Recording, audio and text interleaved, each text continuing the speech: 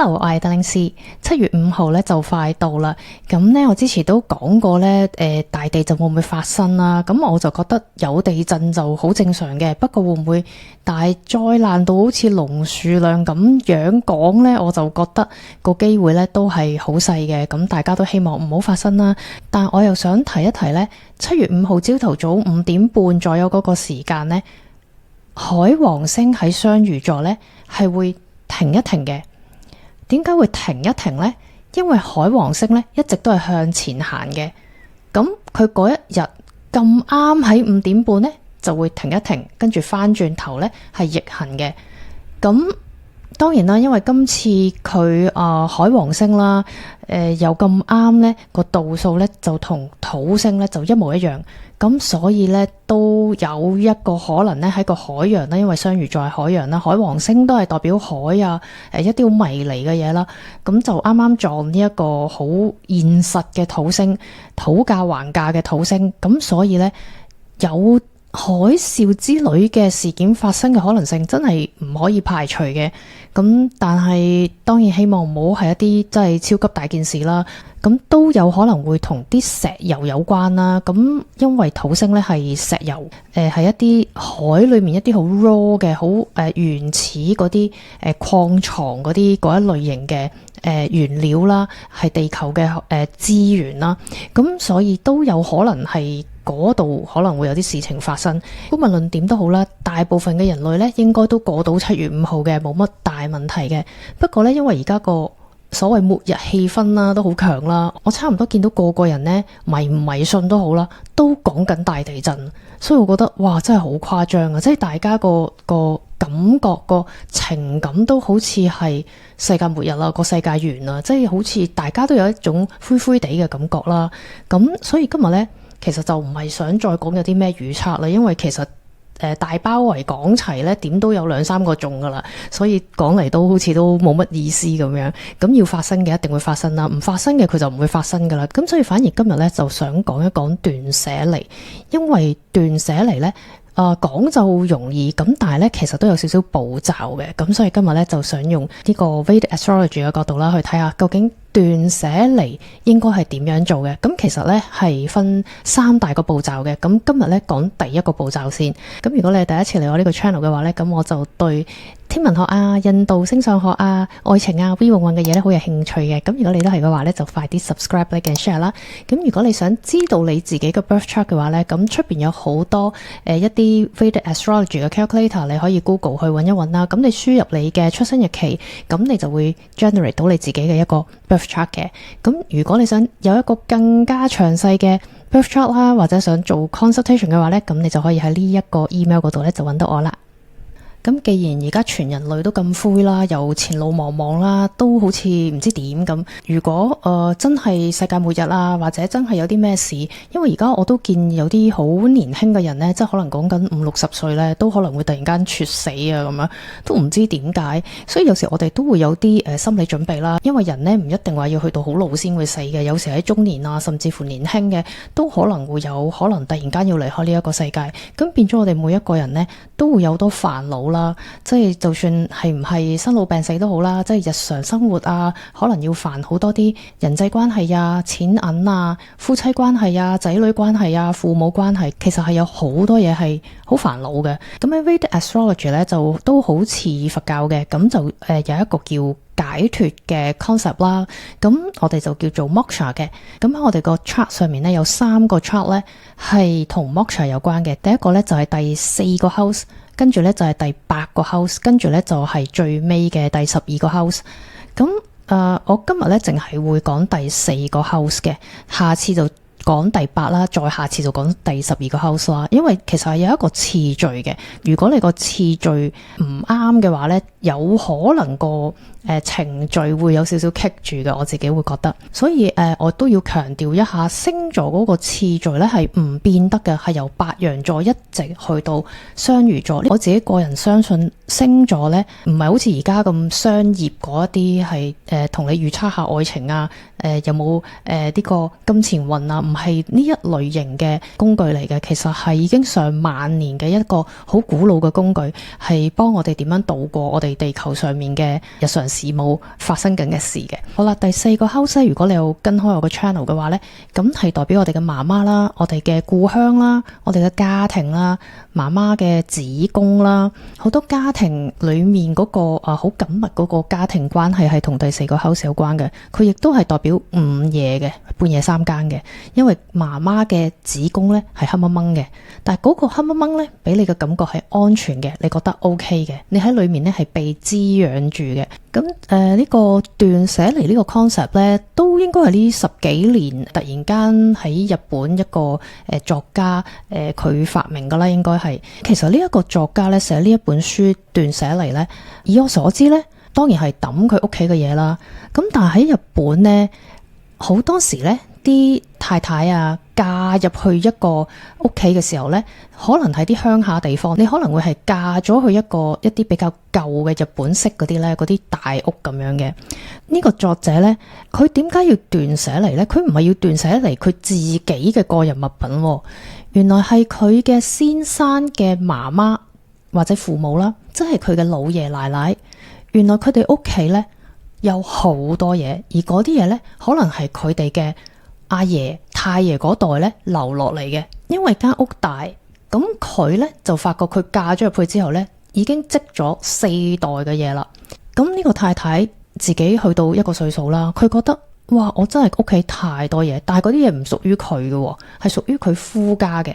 咁最後呢，佢就當然要得到丈夫嘅批准啊，老爺奶奶嘅批准啊，咁甚至乎要同祖先講話，唔好意思啊，我要清理你啲嘢。呢本書呢係咁樣演變出嚟嘅。所以呢個太太啦，寫呢本書嘅作者呢，其實佢要經歷嘅嘢呢，唔係自己嘅物品咁簡單，係一代又一代，係一個家庭裏面好多嘅責任啦，好多嘅回憶啦，好多嘅愛啦，或者有好多嘅恨啦，好多嘅嘢呢都積咗喺個屋企裏面。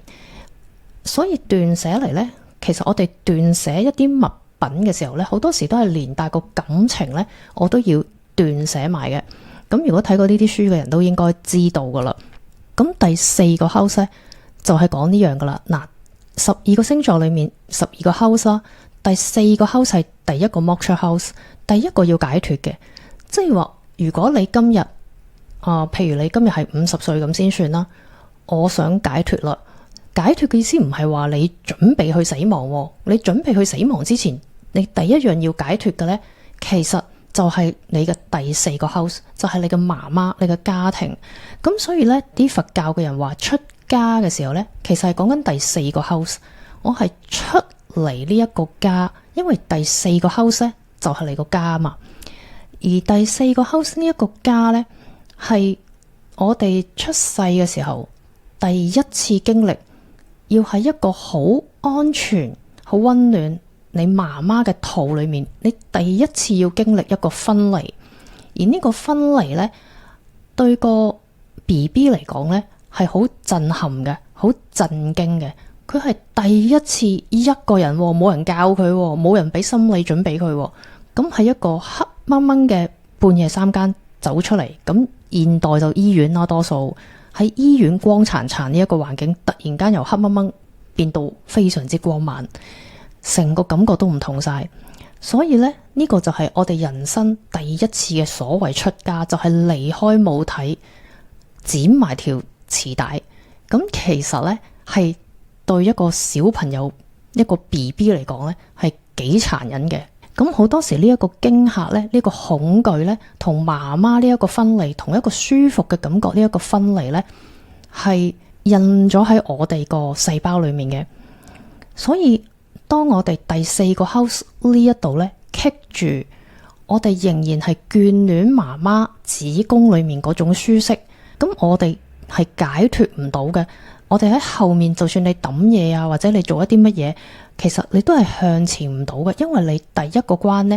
你未過。第一個關呢，就係同你媽媽啦，同你家庭啦，嗰個又愛又恨嗰個關係。呢一個關係呢，以我嘅觀察呢，差唔多每一個人都有嘅。咁有時你會話唔係，我同我媽媽感情好好嘅，睇下邊一種。嗱，有啲都 OK 嘅，有啲呢係各自各呢係好獨立下嘅。但係好多時呢，尤其是亞洲人嘅社會呢，媽媽同仔女嗰個愛呢，實在係太纏繞啊！因為第四個 house 巨蟹座最尾嗰個星宿 Ashleisha 呢，嗰條蛇呢，就係纏住你，係箍住你，媽媽唔俾你走，你亦都唔想走，大家箍住大家。所以第四個 house 呢，係我哋第一個要解脫嘅 house 嚟嘅，第一個 moksha house， 第一個我哋要離開。我點樣離開媽媽個母體呢？如果你唔離開，媽媽唔生你出嚟嘅話，咁你就喺裏面焗死噶咯，即係可能係媽媽同埋個 BB 都會有生命危險噶，所以你一定要放嘅。媽媽一定要放個 BB 出嚟，而個 BB 一定要好積極、好主動咁離開母體，咁樣兩個先至可以生存嘅。而當你剪咗個臍帶之後呢，基本上已經係兩個獨立嘅個體，唔會係同一個生命嚟嘅。咁好多時我哋就要了解呢一個我哋同父母啦、同媽媽啦嗰個纏繞呢，我哋一定呢要解脫咗佢。如果唔係呢，係好難進一步去由第8個 house、第12個 house 嗰兩個 moksha house 由嗰度解脫嘅。所以呢一個脫離母體嘅呢一個恐懼啦，就比較實在，大家都睇到都理解嘅。咁有一種呢，係好多人都可能會有一種經歷呢，就係你好恐懼，但係你唔係好知道自己恐懼啲乜嘢嘅，你淨係覺得好驚啊！哇，死啦，世界末日啦！死啦，我聽日係咪冇飯開啦？死啦，我聽日係咪失業啦？死啦，我啲錢會唔會冇晒噶？即係有一啲人呢個恐懼呢可以好深嘅，甚至去到疑神疑鬼啊，成日覺得有人呃你啊，有人攻擊你啊。其實呢一類型嘅人呢都幾普遍下嘅。點解有啲人呢係會有呢一類無形嘅恐懼呢？咁其實呢個都可以喺第4個 house 嗰度見到嘅。只要你唔夠膽脫離母體，太過依附喺你媽媽身上嘅話呢，你就會有呢一類無形嘅恐懼。個原因呢係第9個 house 呢係我哋嘅祖先嘅 house 嚟嘅。第9個 house 代表我哋嘅爸爸啦，代表我哋嘅祖先啦。所以由第9個 house 呢數8格嘅話呢，你會去到第4個 house 嘅。8呢係同死亡有關啦，亦都係同恐懼有關嘅。咁所以你嘅祖先要死亡，咁你先至可以脫離嚟個母體嘅意思，唔係話你嘅祖先一定要死，意思即係話你除咗要脫離你媽媽母體之外呢，你要離開祖先一直落嚟嗰一種嘅業力，因為我哋嘅祖先呢係帶到一啲好嘅業力啦，亦都會帶到一啲唔好嘅業力，一代一代咧咁帶落去嘅。所以如果你唔睇清楚嘅話咧，你好有可能你嘅恐懼咧係來自你嘅祖先嘅，即係話譬如飢餓啦、貧窮啦，唔知點解成日都覺得我賺唔到嗰啲錢嘅，嗰啲靚車唔到我揸嘅，或者係嗰啲咁樣嘅人我唔配嘅。如果你有呢一類型嘅思想嘅話咧，好有可能都係祖先一代一代咁樣傳落嚟，令到你有呢一種嘅恐懼嘅。所以除咗脫離母體之外呢，認清自己祖先留落嚟嗰一種嘅業力呢，都幾緊要嘅。咁可能你會話咁我去邊度知道我啲祖先遺傳咗啲咩俾我啊？其實都唔使睇你嘅祖先嘅，睇你自己就知道噶啦。因為我哋每一個人嘅細胞啦、血肉啦、我哋嘅眼耳口鼻啦，都係承傳自我哋嘅祖先噶嘛，所以我哋祖先俾咗啲咩落嚟，我哋個身體、我哋個腦、我哋嘅 DNA、我哋嘅細胞呢，睇自己就知道噶啦。所以如果你覺得自己有某一啲嘅傾向，你係覺得冇乜理由嘅，即係可能有一啲人，其實都賺咗好多錢嘅，但係佢仍然都覺得唔夠，仍然都覺得好恐懼，成日都覺得疑神疑鬼，死啦，係咪唔夠呢？死啦，點點點。嗱，呢一個呢已經係一個祖先遺留落嚟嘅一個業力，因為可能祖先覺得唔夠，於是落到嚟到你都其實已經夠啦，你都會覺得唔夠。你仍然都覺得可能好驚，可能聽日唔夠，可能出年唔夠。所以其實留意自己嘅話呢，你大概就知道你嘅祖先呢曾經經歷過啲乜嘢嘅。咁當然如果你有父母啊、祖父母啊、太祖父母可以去問，可以去了解嘅話就更加好啦。咁你知道自己原來上面嘅祖先係做過啲乜嘢，佢哋有啲咩傾向嘅話呢，你就可以將嗰樣嘢改啦。咁我可以舉一個例子啦。咁我認識一個人呢，佢係好勤力嘅，佢個人都好積極、好樂觀嘅，好中意幫人嘅。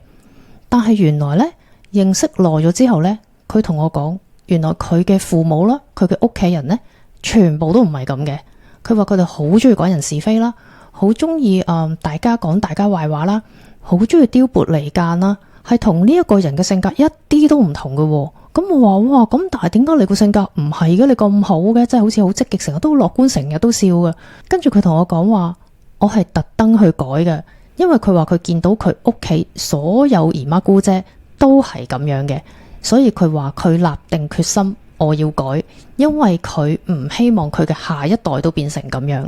咁呢一個係一個非常之好嘅例子呢，佢係完全將佢祖先嘅嘢呢係切斷咗，因為佢覺得唔啱。而家都流行，有時會話上一代嘅唔好嘅嘢唔好留落去下一代。其實而家都好流行咁樣講噶啦，其實係講得好啱嘅。因為呢一個其實就係講緊第四個 house。有時我哋嘅家庭啦，我哋嘅祖父母啦，我哋嘅上一代嘅上一代有留啲好嘢俾我哋，但係亦都有留好多同我哋冇乜關係嘅嘢。我哋唔需要接受一啲我哋覺得唔啱自己嘅嘢嘅。因為佢哋還佢哋嗰個年代經歷嘅嘢，同我哋呢個年代經歷嘅嘢呢，係完全唔一樣嘅。咁所以我哋唔可以用佢哋嗰一種嘅思想啊，或者佢哋嗰一套嘅做嘢嘅方法呢，係夾硬去接受認為咁樣係孝順啊，或者係覺得咁樣係祖先嘅傳承啊。咁除非你嘅祖先做嘅嘢你研究過，你覺得我祖先有啲嘢好好嘅喎，譬如你嘅祖先嘅祖先，可能佢哋好樂於助人嘅，捐錢嘅，係一啲大人物嚟嘅。咁有一啲好嘅嘢，你覺得可以去學習嘅，咁你呢就可以傳承嗰一 part 啦。但係如果有啲嘢你覺得係完全唔啱嘅，唔識用嘅，咁其實就要 cut 咗佢噶啦。因為第四個 house 係由第9個 house 數過嚟第8，呢一度係同死亡有關嘅。我哋係要將祖先啦一啲嘢全部係 cut 斷佢，睇清楚啱用嘅就用，唔啱用嘅唔好用。咁我哋先可以喺第4個 house 呢個 moksha house 咧解脫出嚟。咁我哋先至有資格咧行到去第8個 house， 下一個 house 咧再行另外一個解脫之路。所以第一步咧一定要解脫第4個 house 嘅。如果唔係後面搞好多嘢咧，個效果都唔係咁好嘅。好多人都係同媽媽嘅感情呢喺嗰度出咗少少嘅問題，通常都係又愛啦、又恨啦、糾纏啦，係好多呢啲人同媽媽係個關係好親密啦，有時係過度親密啦，跟住又分唔開啦，好多尤其是做女呢都有呢一個傾向嘅，係同媽媽太過親密。咁當然如果你話我同我媽媽唔 friend 嘅，我哋唔好熟嘅，冇嘢講嘅，咁其實都係一件好事嚟噶。即係如果你覺得我同媽媽嘅關係麻麻地嘅，好耐都唔見嘅，其實係一件好事嚟噶，冇乜所謂嘅。即係有時如果你見到人哋母女可能好親密，其實唔使羨慕，唔使妒忌嘅。其實真係好多嘢呢都係越簡單越好嘅，人際關係都係。有時你好朋友 OK 好咁就得噶啦，唔使過分親密嘅。屋企人都係咁，同父母都係咁。咁如果我哋喺第4個 house 出到呢個家啦，出嚟啦，放得低啦，咁我哋跟住落去獅子座啊，去處女座啊，去天秤座，你嘅夫妻關係呢就會健康好多，正常好多，就唔會將前面嗰啲糾結啦，前面嗰啲愛恨啦帶埋落去你天秤座嘅婚姻啊，或者你嘅生意夥伴啊。咁好啦，如果你哋同媽媽都有好多呢一類型嘅糾結啊，或者唔知應該點樣處理嘅，咁可以喺下面留言啦，咁大家可以討論下啦。咁如果大家中意呢一類型嘅 topic 呢，就記住 subscribe、like and share 啦。咁下一條片呢，就講第8個 house 點樣解脫啦。好啦，下一條片再見啦，拜拜。